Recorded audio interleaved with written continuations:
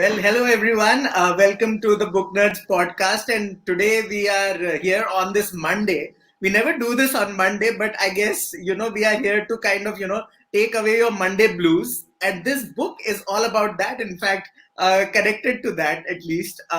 First of all, welcome to the podcast, Mainak. Thank you so much for, doing this. No, thanks, Rohan, and it's great to see you again. Yeah, and I talked to Menak last year about his book Brand New Start, and loved the book. It added so much value to an entrepreneur like me, like a small entrepreneur like me. It added so much value. But today we are here to talk about another book which has just come out, and you can see on your screen we have hashtag leadership in 100 words, and that's what we are going to talk about. The name of the book is, of course, Leadership in 100 Words. We are here to launch it formally, and this is out live on YouTube, LinkedIn, and Facebook. So all of you guys across platforms can engage with us. So let me show the book cover first, man. That would be fitting. Let's show the book cover first because this is a book launch. We don't have ribbons today, so we can't do that. But I got a preview of the book, a short preview, and that's what I read. And I have loads of questions. Of course, this book is will add so much value. It's already has in some ways. Let me show the book cover first, guys. So this is the book cover. I'll just make it kind of viewable. Just a moment. Yeah.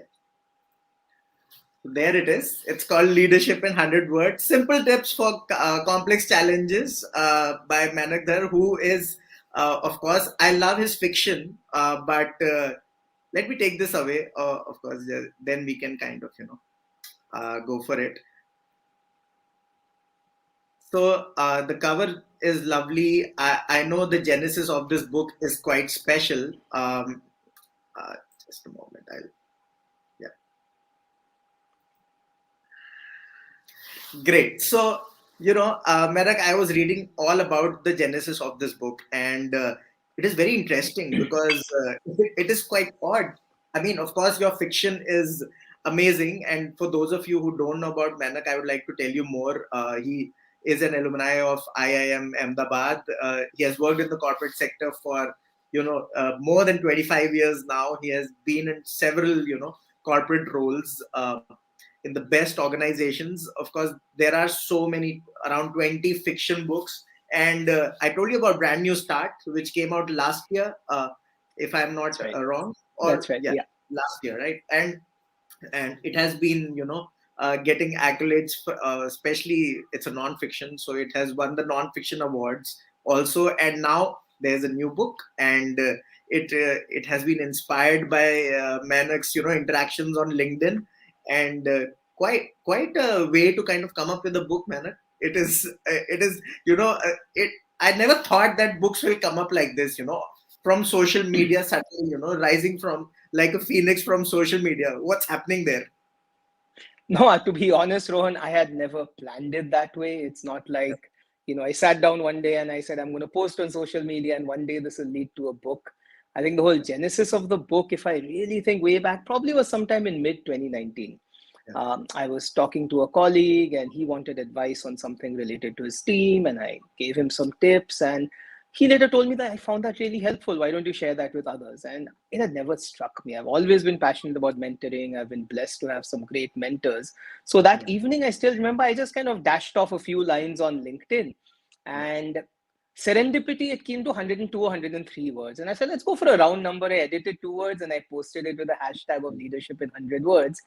And, I got some comments back that many people found it helpful. People asked tips for other questions, and I started posting once in a while. And I think where this really started gathering steam was in the early days of the COVID lockdowns. I put out an open offer on LinkedIn.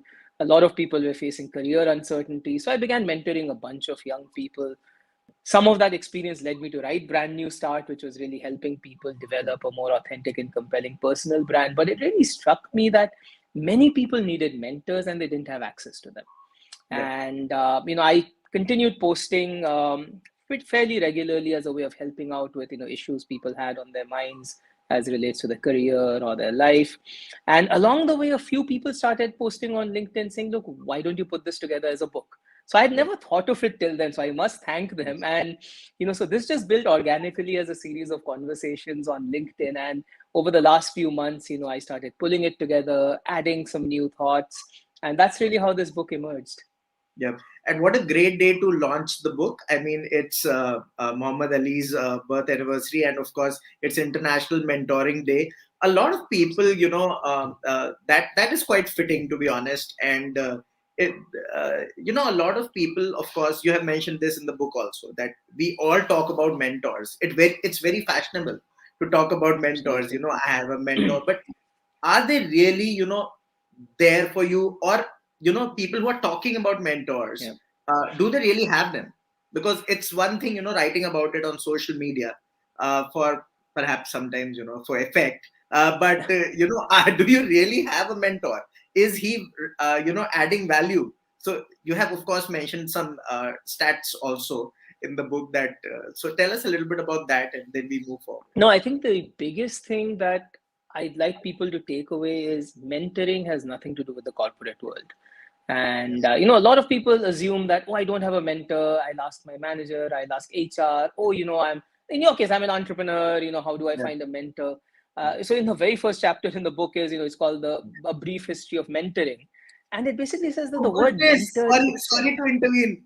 I am here, showing the book on the slide, and I completely forgot you Ta-da! have the There you author's go. copy. I just got my author copies a couple of Oh days ago, so I yes, thought I'd show it. goodness, So goodness. so yeah, Damn the damn the PDF. so Yeah, so the word mentor itself has nothing to do with the corporate world. It actually comes from Homer's Odyssey. So when Odysseus goes yeah, off to fight in the Trojan War, one of his old friends, whose name is Mentor, is tasked with helping his son grow up and develop, Telemachus. So the whole idea is someone who helps you develop, who helps you find your voice, who helps you find your way. And I think if you think of it, that opens up your mind to the fact that mentors can be all around you. It just depends on where you need help and where you can seek for that advice. And I think the biggest thing on mentoring, one is the preconception that it has something to do with office or corporate world. The second is mentoring is not transactional. It isn't that I have a problem, can you solve this problem? I need a reference check, can you give me a reference check? yeah, Mentoring is fundamentally a long term commitment. It's about helping someone find their way, find their voice. It's not about providing answers, it's about being a yeah, sounding board, asking questions. Now, that requires patience, that requires commitment. And unfortunately, nowadays, people often want the shortcut. yes, So, people mistake asking someone for a ref check as mentoring. That's not mentoring. That has its own place, but that is not mentoring. yeah. So it's so true. A lot of times, on LinkedIn, it's all about that recommendation, right? I mean, if Exactly. you get a sort of recommendation, perhaps a one paragraph recommendation, that's it's too short term, and it perhaps Absolutely. defeats the entire purpose. There are so many questions. I was checking out the hashtag. I was going crazy reading it, and even in the book, there are so many questions coming in. Did you ever imagine, it would be so engaging, because this hashtag is like going crazy, more than 1 million views, and I'm glad that I found the hashtag through the book, because I was not aware about it. I missed it. I follow you, but I missed it somehow. But it's amazing, what's happening there. We'll go to those, Sure. particular, snapshots. I have some of them, and they're very interesting. You have also tried to kind of, make it sort of more of a workbook. So Yeah. you have got this page at the end of all sections. Let's talk about the sections first, because I Sure. suppose you could have just made it a snapshot, a compilation of snapshots of all those, queries and answers, but it would have become a little bit bland, perhaps. So you have added Yeah. these things, like you have divided it. So what is the basis? I mean, I have gone through the book, but people would love to Sure. know. No, I guess that's the difference between social media and a book. So when I was posting on LinkedIn, when I post on LinkedIn, it's very spontaneous. Somebody Yeah, asks me something, I observe something, somebody asks a question, and it could be a guest lecture I'm giving, it could be at work, it could be someone outside of work. But when I was putting this together in the form of a book, the question I asked is how would I structure it in a way that makes it most useful, which helps the reader navigate it. And how I've structured it is really as you think of building your leadership skills. Now, leadership doesn't mean you're a middle-aged person leading a large team. Just leading yourself is a big part of leadership. And I really split it into three parts. One is leading through change.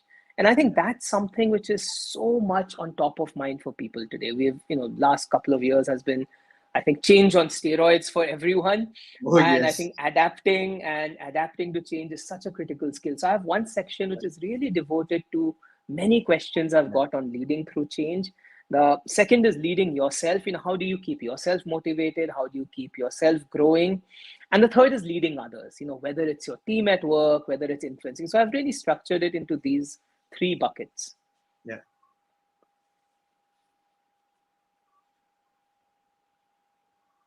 I think there's a slight connectivity issue. I think so. Menak should be right back.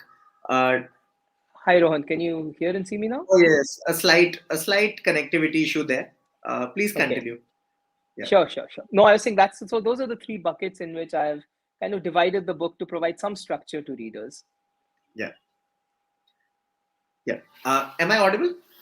Yes, Rohan. Absolutely. Great. So, it's you have provided it. The book obviously requires that kind of structure to be relevant to so many people. Why would somebody they could easily go to your LinkedIn and check out most of the things, but they need to pick up the book to kind of make it a sort of immersive experience.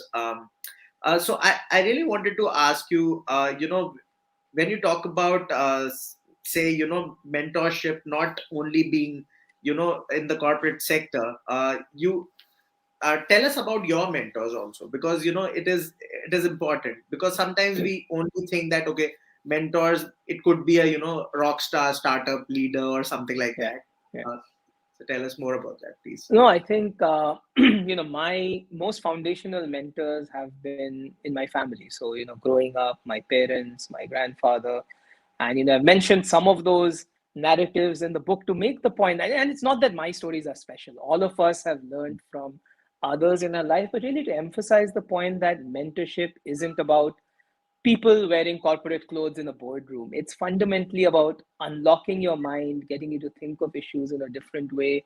So I'd say at a very early age, I mean, those are the people I learned from, and I learned different things from them. So, one of the things I talk about in my mother's case is just helping me deal with change.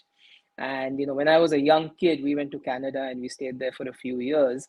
And that was a big change for me, going to a new country, going to a new environment. And many of the lessons my mother gave me, I think, really stuck in my mind. A very small story which I've put in the book is, I was terrified of ice skating. And all my friends used to ice skate. And fundamentally, I didn't know how to do it. I'd never done it before. I used to keep falling. And I still remember my mother. I mean, at that time, she must have been, I guess, in her 40s. She put on skates herself, held my hand, and went on the rink. We both fell multiple times. And it took immense courage for her to do that. But what that did is it kind of took away that whole fear of embarrassment, because she told me it's okay for us to fail together. And I Right. learned, and I think that's one of the Yeah. leadership lessons. If you want to lead people into doing unfamiliar things, you don't Yeah. push them and say, go do it. You lead by example, you hold their hand and help them do it. So Yeah. though that's just one small example of how I have learned from some of those mentors. And Yeah. in the course of my career, I've had some amazing mentors as well, but my earliest mentorship lessons were really from my parents and my grandfather. It's so cool that you say that, because once perhaps we get older and perhaps like you have been in the corporate sector for a while, it's very hard to kind of get value from those mentors who have we have found Yeah. growing up, but perhaps we need to tap into that and kind of get value from that. Let's take a question on that note, and then we'll look at some Sure. of those snapshots I was talking about. So yeah, Aditya is asking that do you think that leadership has undergone a significant change as a result of the pandemic? What has changed? No, hi, Aditya. That's a really good question. I'd say the core tenets of what makes for good leadership hasn't changed. you need to be able to inspire people. You need to be able to give them a compelling vision. You have to develop empathy and care. You have Yeah. to support your people. So, those things haven't changed. I think the biggest change that's happened is in how you need to express it. So, I'll just take a really small example. So many organizations and teams working remotely. Yeah. You could inspire, engage people in a different way when you're face to face. When you're working Right. remotely, you have to tailor your style to do it in a slightly different way. And I Right. think underlying that, I think, Aditya, the biggest thing I think that's emerged as critical for leaders to succeed is adaptability, Right. which is you cannot say that I have one style for leading Yeah. and this is it, this is my playbook. I think the last 2 years has taught us one thing is that nothing's in our control. Things Right. change. You have to roll with it. You have to adapt your style. And remote working is a small example. So I think that's the biggest thing that's changed, Aditya. The core tenets I don't think have really changed. Right. Thank you, Manan. I think so. Aditya, I hope your question is answered. And let's go to those snapshots. For once, Sure. I'm really excited about this, because it is like very real time. I let, let's go to the first one, and I've picked this one especially because the person says, I have seen leaders who seem obsessed with their success, and all that matters is their promotion, bonus, or growth. It feels like their people and team members are just resources to be used to help them succeed. As I grow to be a leader myself, how do I balance my success with the success of my team or the people who are working for me? It is it is quite a big question, and you have addressed this in the book. I have not shown the answer because for that people will have to, of course, buy the book. But would you like to tell us a little bit? It's such a huge thing that some Yeah, people no, are. I thought that was going to be a quiz session where you're going to ask me now, do you remember the answer to this? But No, thankfully, no, no. it's not that. You'd have caught me out there. It's. I'm saying because going through all these questions, I was like, I had Yeah, like 25 snapshots in yeah, this. yeah. They all were relevant, all were relevant Absolutely. questions, and they were not even in. There were some in the vicinity of each other, Yeah, but most of them were very different. And I will come to others as well. But would you like to absolutely. address No, this and one? I think this is a great question to pick up because I think the thing with this book, honestly, anything I write is less about me giving gyan. I'm just another guy who's trying to figure it out. So often in answering these questions I found myself clarifying in my own mind how I think about things, what I've learned. So I think it was a great learning experience for me as well. It's not just that, I'm a repository of all the answers and I'm Yes. doling them out. So in this case, I think to this question, the basic answer is, look, if you really want to be a leader, it becomes increasingly less about your success and more about the success of others enabling you to succeed. And I think that's the biggest mindset shift a person needs to make to truly become a leader. So, I mean, if we take an example of a CEO is actually the most useless person in the company. They make nothing, they sell nothing. Right? So, what do? You Yeah. are adding value only by helping others succeed. And, it's fashionable to talk about servant leadership, but fundamentally, what that means is over time, as you become a leader, you reframe your success to your success is an outcome of helping others succeed. And I think that's a big mindset shift I think successful leaders have to make. So, you write both fiction and non-fiction. I'm going to talk about writing also, but Sure. I mean, of course, this is about non-fiction mostly. But uh, you there are not a lot of writers who do both effectively. I mean, let's be honest, there are not many. Uh, and what do you find that with fiction? What is that thing which kind of helps you on the non-fiction side as well, or in your career? Does that happen? Writing fiction, does that help you at all in perhaps writing a non-fiction, or in the yeah in the corporate sector? No, absolutely. I think, see, if I take it back one step Yeah, further before we yeah, start looking at fiction, non-fiction, corporate, non-corporate, I think the yeah, core skill you develop as a writer, which yeah, helps you in all aspects of life, is storytelling. yeah, And I think if you're a fiction writer, that becomes second yeah, nature to you. And I think that helps you with nonfiction because, even if you're writing nonfiction, I mean, unless you're writing an academic textbook, you don't want to come across as pedantic and preachy. Right. And I think the core tenets of storytelling are you're connecting emotionally. You're basically taking the person not on a literal journey from page 1 to page 200, but an emotional journey where you're trying to evoke different emotions at different points of the story. And I think that same skill is immensely valuable even in the corporate world. Because ultimately, if you think about it, most people don't make the decisions they make because of rational factors. Some of our most important life decisions, the people we marry, the places we work, the kind of people we hang out with, are based on that emotional fit. So I think as a leader, quite often what you're trying to do is you're trying to inspire people, engage people, motivate people, provoke people, get people to change their mind, get people to see a crisis. All of those are emotional reactions.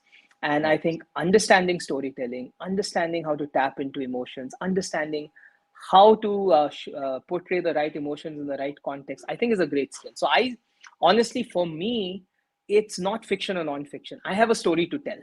And Cool. if it's a story about a sniper in a mall, that story goes on a different trajectory. If it's a Yes. story about Yes. building your personal brand, it may be told in Yeah. a different way. Fundamentally, it's about storytelling and emotions. And you know what? I mean, a lot of people have been asking me as well, why don't you write a book or something? And Yeah. when I came across your book, I thought, oh my gosh, it is actually inspiring a lot of, people who are in this space, perhaps entrepreneurship or any space for that matter, to kind of, come up with new formats. I mean, this is an entirely new format. I was expecting something else. And I come to the book and I'm like, oh my God, this is so engaging. It's like, social media on paper right there, plus more, Yeah. so it was so much fun. And yeah, perhaps I'm also thinking now, perhaps Oh, if, nice. if That'll be somebody fun.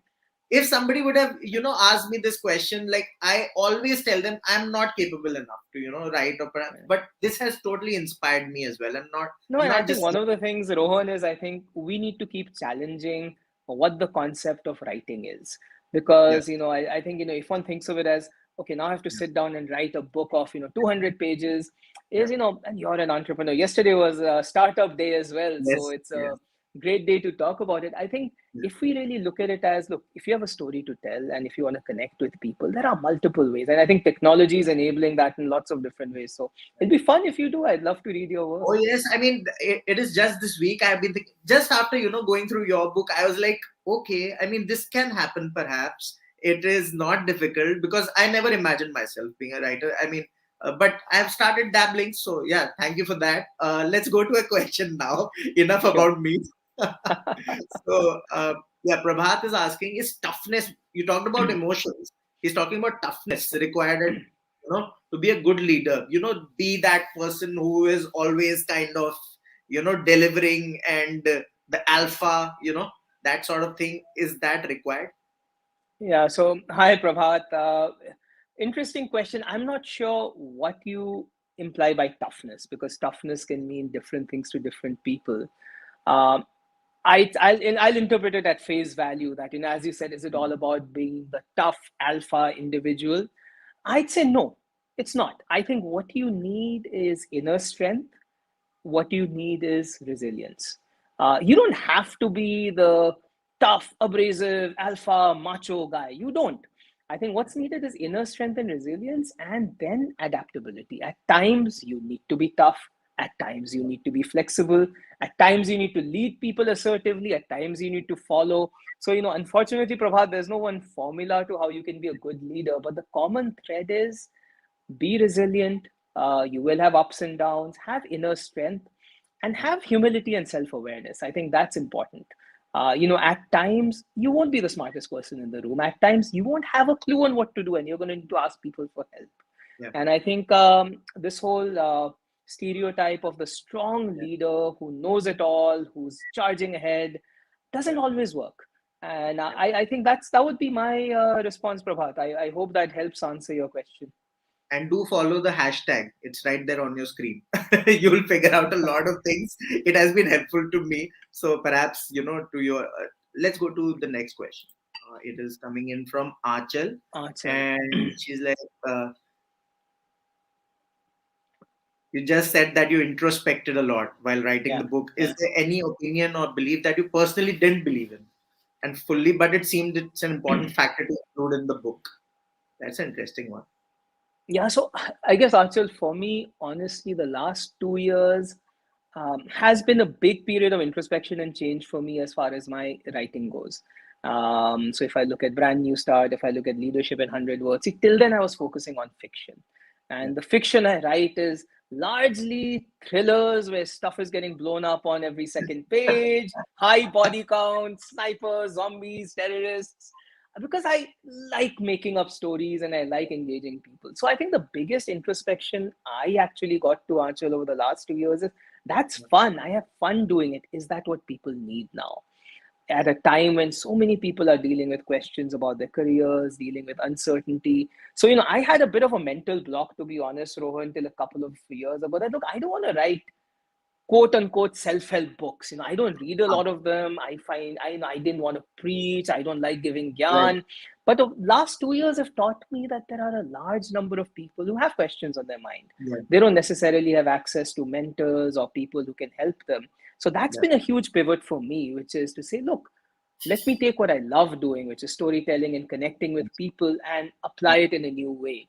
So, Yeah. Achal, that was, I think, the biggest, I think, opinion or belief that I had to change in my own mind, which has led me to a shift in my writing over the last couple of years. But it is so interesting that you said that, because I don't even have that question here on my paper. But it is so interesting that you thought that these books are not worth your, not for you at least. It could be beneficial for other people, and even I have kind of struggled with that. I mean, how does one kind of uh, get value from these books? But the formats have changed. I mean, we see people like Variku, who are doing like YouTube videos, doing just that and more. Perhaps they're inspiring a lot of children. You have come up with this hashtag. I'm expecting a YouTube channel out of you in the near future, perhaps, if you get time. So, all these things, the formats have changed, perhaps, of mentoring. Absolutely. Yeah. So, Absolutely. Absolutely. yes, so let's go to one of the snapshots. I have an interesting one for you, and I mean, obviously, about all of them, but it was interesting for me. No, I'll Yeah. go to right, this one, which I really loved. Oh, yes, Uh, this one. Just a moment. yeah. I'll just, can you read it properly, or should I remove Yes, the I over? can. I know I can read it. I can read it. Which one I'm talking about. So this is Yeah. about a guy who is not exactly fitting in, right? I mean, Yeah. I'll just remove it so that everybody can, have a look, perhaps. Huh. So, I mean, it's for someone who is kind of not fitting in exactly. This guy who is perhaps has his own personality. He is different from a team. Wears his AirPods. He's a cool person, I suppose, but he's not exactly fitting in. So what happens then? You know? Yeah, no, I think, Rohan, it's a common, I think, conundrum I've seen leaders, managers, and organizations deal with, which is, on the one hand, organizations will talk of diversity. On the Yeah, other hand, they'll talk about we want out of the box thinking, and yeah, then they just beat everyone into conformity. It doesn't work, man. It's completely counterproductive. And I yeah, think if any team wants true diversity, yeah, people who can think differently, people who can challenge the status quo. I think as leaders, as organizations, we need to, I think, relax our notions of what is a fit. And I think yeah, what happens often is people determine who fits and who doesn't just based on the superficial aspects of how does someone dress, how does someone speak, what is someone's interests outside of work.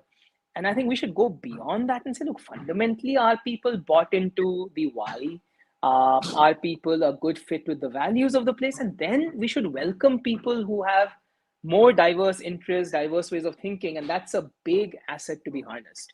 yeah. And that's something which I passionately believe in. And I think more organizations adopting that mindset would actually unleash a lot of differential thinking and growth. Yeah. I love that, question. Whoever asked this is, because, a lot of us have gone through this. I mean, we have Absolutely. joined kind of, sort of orthodox organizations, from time to time and kind of not fit in there, and then sometimes be frustrated, this entire thing. But how does one find a balance to all that? I mean, there has to be a certain discipline in the corporate sector. It is Yeah, not, you're not there to play, of course. yeah, But yeah, I mean, thank you for answering that. Let's go to a question that's coming in, and then I'll ask you some yeah. myself. Sneha is asking about, your writing. I mean, this thing you're balancing both roles, and yeah, tell us about that. Yeah, so Sneha, I'd say completing a book is difficult. It's not easy. And Because I think the easy part is having a cool idea that you're excited about. The hard part is actually committing to write a little bit every day so it adds up and leads to a book. So, how I balance really, and I figured this out over time, it's not that I found this one day, is just being clear on priorities. And I think decluttering your life so you're creating space to focus on stuff that's important to you. In my case, it's family, it's the people at work who are counting on me, it's my Yeah, fitness, and it's a little bit of time for writing. The second is right, to pace yourself. I mean, writing a book is kind of like getting ready for a marathon. You won't yeah, run 15K a day and say, now I'm ready. It's a yeah, little bit every day. So when I'm working on a book, I literally write half an hour a day. yeah, That's easy to do, but the yeah, tough part is disciplining yourself and doing that every single day. And I think that's really, I think, it's the prioritization, being clear on what you do and don't do, and then creating that space every single day and doing it, that really adds up. yeah. You talk about fitness, and of course, we have to talk about the dojo, because I just got over with, watching Cobra Kai, and I was like, oh my gosh, Manak is doing everything, there. So, uh, and you talk about, how karate has kind of, helped you in your mainstream job as well. And tell us about that experience, because I mean, you have done it in your childhood, but you came back to it. What happened? Yeah, so I guess it's taught me a lot there. It's an important part of my life. So I used to learn karate when I was in school and college, got to be a brown belt, and then lost touch, with work, doing my MBA, work, travel, completely lost touch. I got back to it in 2014 when we moved back to Mumbai, and there was a club close to our place, and we were passing it, and there was a poster for karate classes. My son, who was I think 6 or 7 years at the time, said, he used to learn karate once upon a time. So we chatted, and then I reached out to the sensei, and for my son, I had no intention of joining the classes at that time, saying, hey, he'd like to learn karate. So we met him, and then my son said, why don't you also join? And like all young kids, he was bragging that my daddy used to be a brown belt. So the sensei said, hey, why don't you start? So to be honest, I was apprehensive because I was like 40 years old and the next oldest student was like 18. Yeah, yeah. And but that was a great decision I made. And the sensei basically said, hey, you're going to start all the way back from a white belt. And I Wow. think that whole experience taught me many things. One is how you never stop being a student. Yeah. Because it's easy for us, no matter what life stage we're in. Once you start working, you say, I've grown up. Once you become a leader, I've grown up, is to say that you always should have the mindset of a student. The Yeah. second thing was really the fact that you can learn from anyone. I was Yeah. literally in a class where, chronologically, I was 2x the age of the next student, but I Yeah. started as a white belt, bottom of the totem pole, and the black belts were 18 years old. They were my seniors. I was learning from them, Yeah. and as I got back in the groove, so that's been a fascinating experience. For me. Now my son and I have both worked our way up to being black belts, and we Wonderful. continue to learn together. That's been a fun experience. And one of your earlier viewers asked a question of Yeah. toughness, and Yeah. I think what karate really teaches you is, hey, when you need to, you can be exceptionally tough. That Right. doesn't mean you have to be a bully. That doesn't mean you have to be aggressive. That doesn't mean you have to be overbearing, because the Yeah. ultimate manifestation of toughness Yeah. is confidence. Right. And being confident in yourself, not, what all senior sensei teach you is the best fight you have is the one you walk away from. Because the idea is not to take your skills and become a Yeah. bully, but Yeah. really to have the confidence to deal with different situations, Yeah. deal with different people. And Yeah. so I think there's many ways in which I think it has really helped me develop as a person, not just as a leader. And I think Sneha is perhaps, not Sneha, but this question, I mean, of karate. Perhaps there's a book there, because I read a book about Paulo Coelho's latest book, The Yes, Archer, yes. and he's Yeah. talking about something else entirely. And I was like, okay, what's happening here? It is one of the books that you kind of, it's not one of those famous books by Paulo Coelho, but it gives a lot of value. And I see a book there. I mean, if you know what I mean.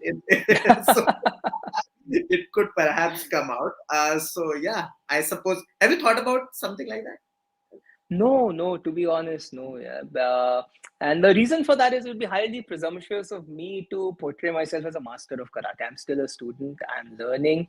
But, Yes. there are some very interesting parallels in the mindset. It's less about the karate skills, it's more about the mindset that I think the martial arts teaches you. And I think there are many valuable things there that do have a lot of relevance in our life, beyond just Yeah. the martial arts, whether it's daily life or the corporate world. True. And that I read it in the book, so that's why I asked the question. Yeah. But uh, you have in the book you have mentioned about being agile, and that's something that is kind of repeated, multiple times. What do you mean by that? Being agile in the wherever you are working, perhaps. Yeah, no, I think the core concept of being agile is being adaptable. Is often the world changes around you, Yeah. and you have to figure out how you need to change yourself to succeed in that new environment. And I think that's the core of agility. Agility isn't about just being fast for the sake of being fast. It's Yeah. about being purposeful, but adapting yourself as situation changes. And I think the core things that go into being agile are first self-awareness. Really being deeply self-aware of, hey, what are my strengths? What are my blind spots? What is happening in the world around me? What should I continue doing? What do I need to modify? And the second is humility. I mean, it may sound strange because people associate agility with speed and energy. It's true, but it's the Yeah. humility to know that you don't know it all. It's the humility to know that you need to change. It's the humility to know that at times the way you do things or what's worked for you before is not working anymore. And I think that's the core of agility as I see it. Right.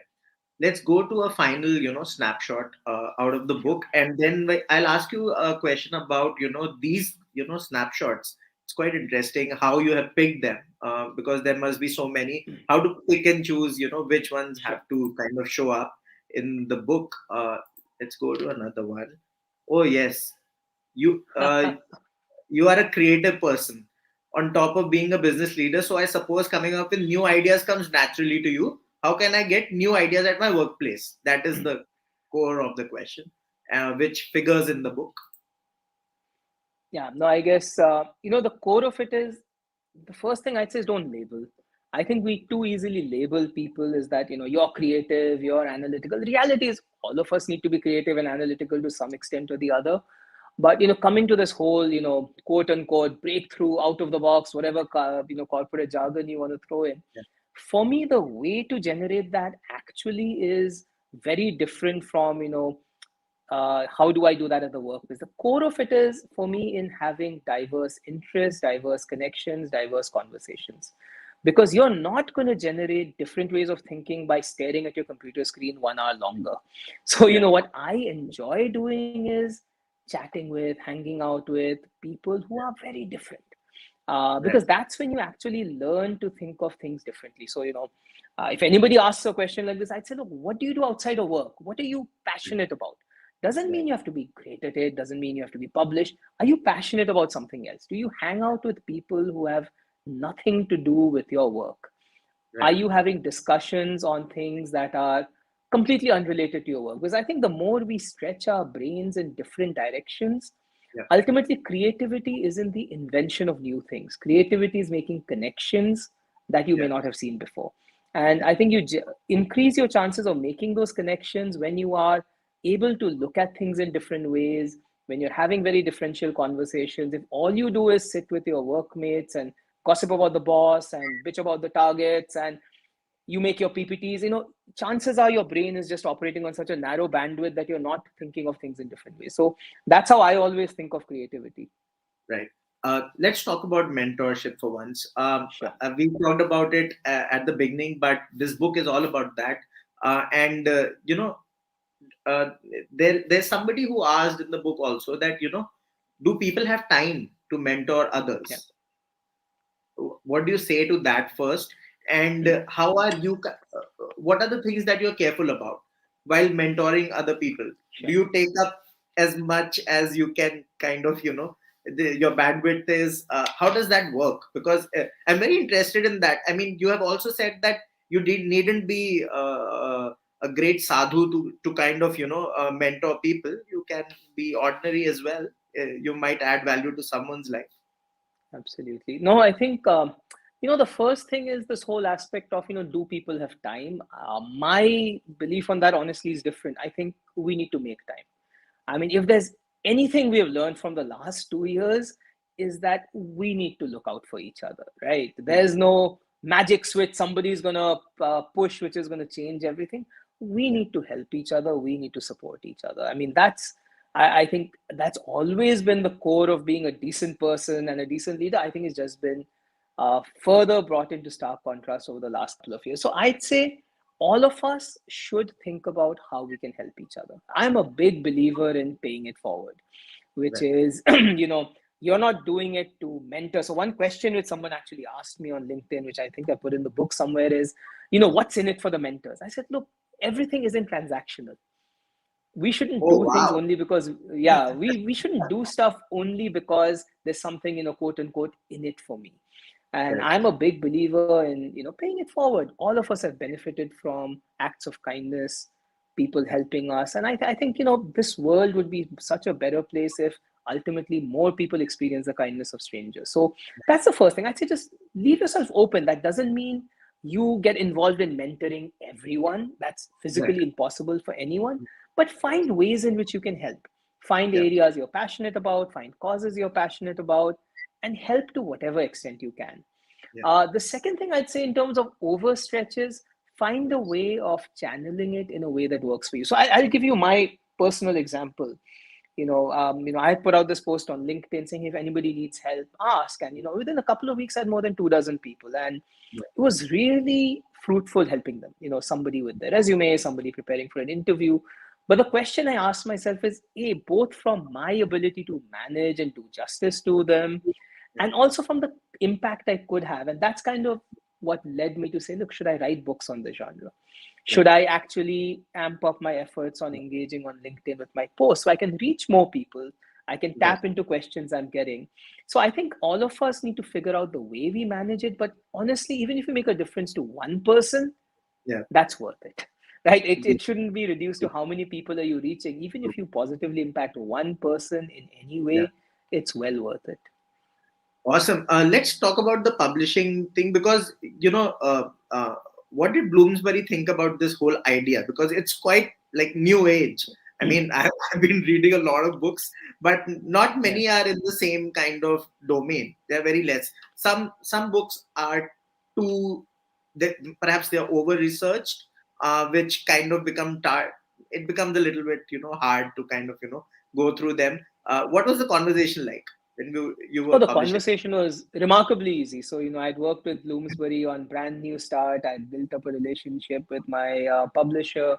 So, Praveen, so when I wrote to him about an idea and I chatted with him, it was remarkably easy because I think, we had gotten to a good mutual understanding where, what I was bringing to the table was, not another, self-help book, but the whole Yeah, idea was, look, this is stuff on people's minds. I'm trying to see how I can engage them with simple answers that gets them to ask questions, and yeah. they were incredibly supportive, and they dove right in to help bring this book to life in a fantastic way.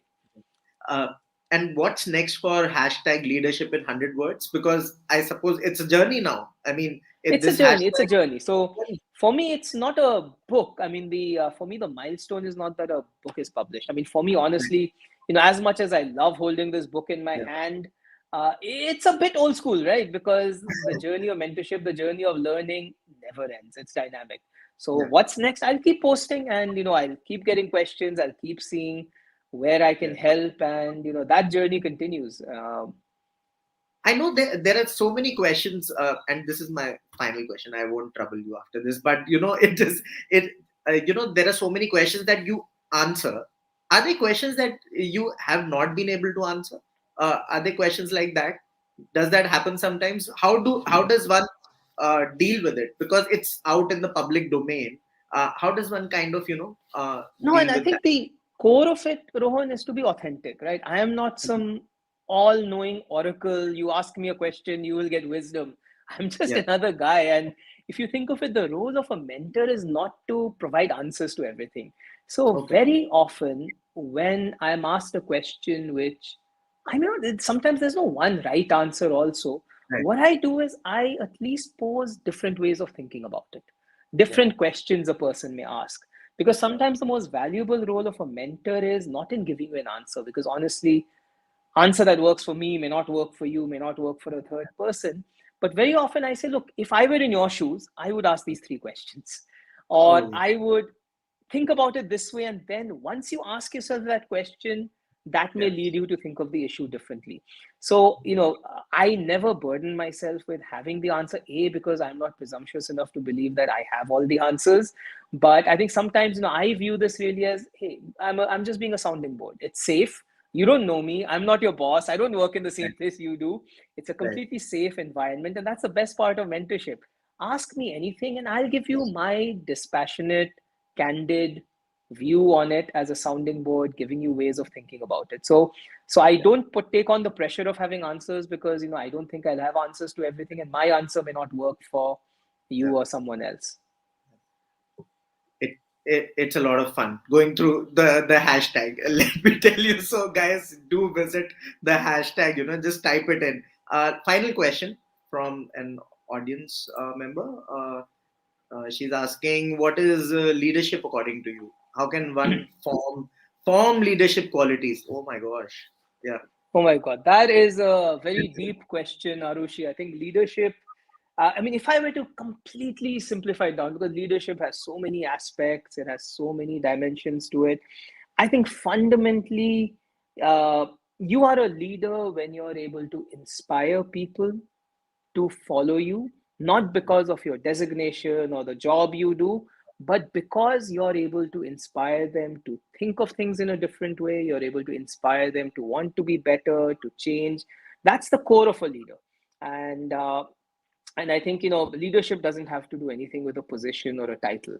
And how can one form leadership qualities?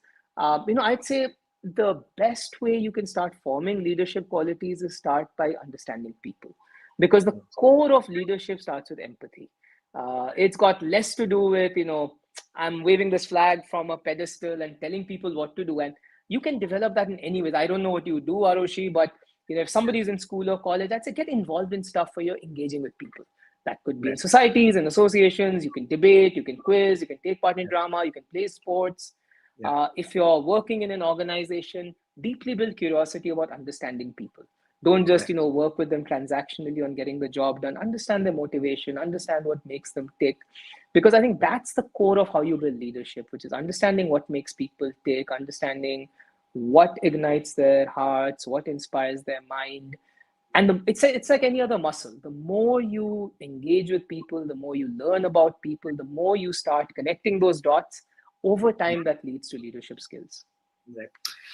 Thank you so much, Manak. It has been such a pleasure, and I have like at this end, then the entire slide has got so many snapshots, but I'm not going to go through all of them. Guys, you need to buy the book. We'll be pinning the Amazon link in the description, so go ahead and order it from Amazon. Is it out there in the stores yet, or it's just on It Amazon? started reaching bookstores. I was really thrilled yesterday because Barisans in Delhi, which was my childhood favorite bookstore, Uh, yesterday put out a story yes. saying they've got their copy. So it started reaching bookstores, and it's Okay. on pre-order on Amazon. Should start shipping soon. Oh, awesome. So, guys, do that. You'll definitely find value. There are so many questions. It's crazy. It's everything's. I mean, if you have just started in the corporate sector or anywhere, in fact, you're working, perhaps it's just an awesome experience. It gives you great value. And yeah, thank you so much, Manak. We are looking forward to, several other sequels to this hashtag leadership in 100 words. It's a catchy thing, and it's providing value. Looking forward to so much more coming from you. Yeah, thanks, Rohan. Thanks for having me over, and I'm looking forward to your book. So, Oh my gosh, oh my gosh! no It pressure. needs a 30 lot of minutes a day, discipline. Rohan. You'll have a fascinating story to tell Yes, about book nerds. in fact, I mentioned it here. I'm so I have to do it now. So it's like that. When it's just in your Word document, it's a safe place, right? If it goes out there, you have to kind of work on it. Thank you so much. It is definitely something which has added value to me. And oh my gosh, what was the statistics before we go? What was the statistics? How many people have got mentors, and how Yeah, many so don't? I was curious and I did a survey on LinkedIn. And what I found is 51% of people don't have mentors. And Oh almost wow. all of them, 98% of them said they would want a mentor.